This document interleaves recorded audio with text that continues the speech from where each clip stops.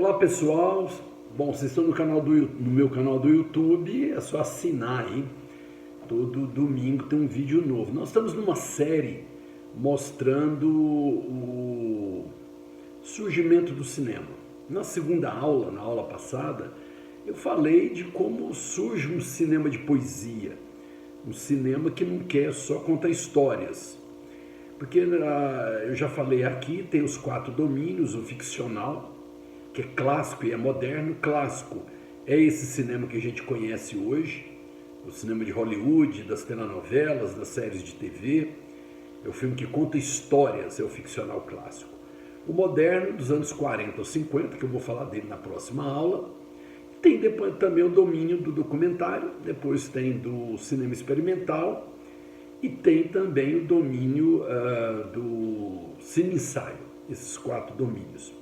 No ficcional clássico, que é um cinema que conta histórias, a gente tem uma forma dramática de contar histórias, com começo, meio e fim, que traz da literatura e traz do teatro do século XIX a ideia de um cinema realista, de um cinema de muita visualidade, cinema com imagens.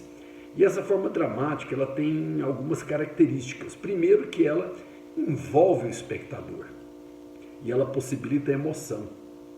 Porque os filmes já do ficcional clássico, que você já está vendo aí, O Operador de Trem, do Griffith, de 1911, que é a história de uma moça que vai trabalhar e os ladrões vão tentar roubar o dinheiro lá no trabalho dela. E esse filme, por exemplo, ele já mostra a gênese do cinema que conta histórias, que quer dar vivência, possibilita a emoção, porque a gente vai ficar ligado se o namorado dela, o herói, vai conseguir salvá-la. Cria com a gente, com a montagem paralela, o trem chega ou não chega, e ela ali no sufoco com os ladrões. Então possibilita a emoção, ele também envolve a gente com já os mecanismos da montagem, como você já está vendo aí, e o espectador é colocado dentro da ação. Isso é o primeiro cinema que conta histórias desse David Griffith, porque o espectador é colocado dentro, ele se identifica com a personagem que está sofrendo, que os bandidos estão atacando, então você entra nessa história, não é? E aí se cria uma tensão que visa o desfecho. O que vai acontecer? Cria uma expectativa e agora a gente fica esperando o desenlace, o final. Bom, e isso você vê que é criado já em 1911, você vê que o Griffith já consegue contar uma história. Você acompanha a história através da montagem que ele faz e ele usa planos. Por exemplo, você vai ver agora aí quando ela levanta uma arma para os bandidos, na verdade ela não levanta uma arma, ela levanta uma chave inglesa e depois mostra, igual você está vendo aí, o plano detalhe. Isso é uma criação do Griffith, né? O plano detalhe, o grande plano, o plano médio que mostra o ator aqui, ó, do peito para cima. Então esses planos mais a montagem faz com que o Griffith crie, a partir do começo dos anos 20, a partir do começo do século 20, a linguagem cinematográfica para contar histórias com imagem e movimento.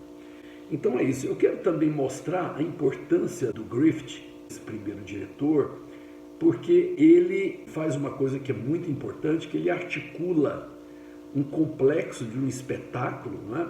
Ele desenvolve uma narração acabada, com começo, meio e fim, e ele vai alternando, não é? A gente vai acompanhando o Griffith contando a história.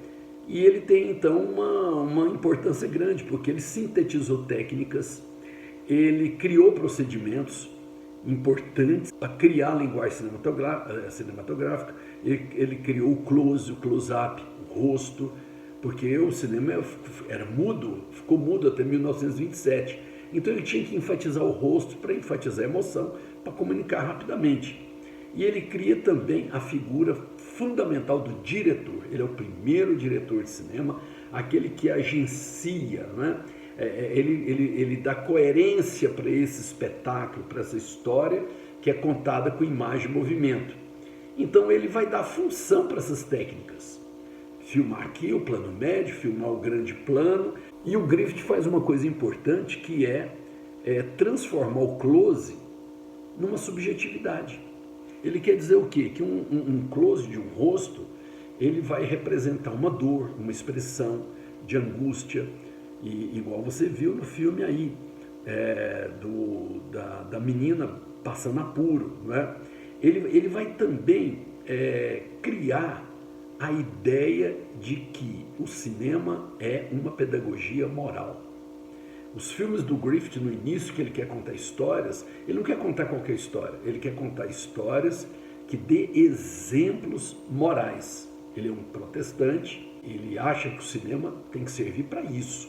Então, nesses curtas que ele faz, até 1913, 1914, em todos eles ele está criando a linguagem cinematográfica, os planos, com a montagem, tudo que você viu aí, mas ao mesmo tempo ele quer contar histórias edificadoras, que sinalizam o pecado e ao mesmo tempo apontam a virtude, o bem contra o mal, com a base melodramática. Então esse é o cinema que conta histórias, o ficcional clássico. E na semana que vem eu falo do ficcional moderno, dando essas microaulas. Tá aí meu canal do YouTube, explora meu canal, tem muitos vídeos, tem aulas, críticas de filmes, você pode acompanhar. Então tá, um abraço.